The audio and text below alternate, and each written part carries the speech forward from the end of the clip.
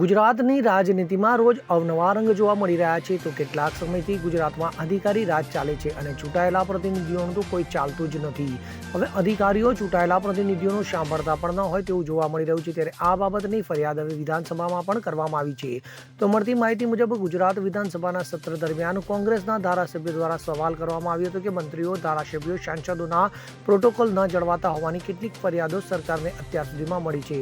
તો આ અંગે સરકારના પ્રોટોકોલ મંત્રીએ જવાબ આપ્યો હતો કે આ બાબતે સરકારને 9 જેટલી ફરિયાદો મળી છે અને મંત્રીઓ, સાંસદો અને ધારાસભ્યોના પ્રોટોકોલ જળવાય તેવી સ્થાયી સૂચનો છે, પરંતુ તેમ છતાં પ્રોટોકોલ જળવાતો નથી. તો સરકારને જે મંત્રીઓ, સાંસદ, ધારાસભ્યોએ પ્રોટોકોલ બાબતની ફરિયાદ કરી છે તેમાં રાઘવજી પટેલ, કુંવરજી બાવળિયા, દીપસિંહ રાઠોડ, જસવંતસિંહ પરમાર, સેજલ પંડ્યા, અરવિંદ લાડાણી, શામજી ચૌહાણ, વિનોદ મોરડિયા, હેમંત ખવા સહિતનો સમાવેશ થાય છે.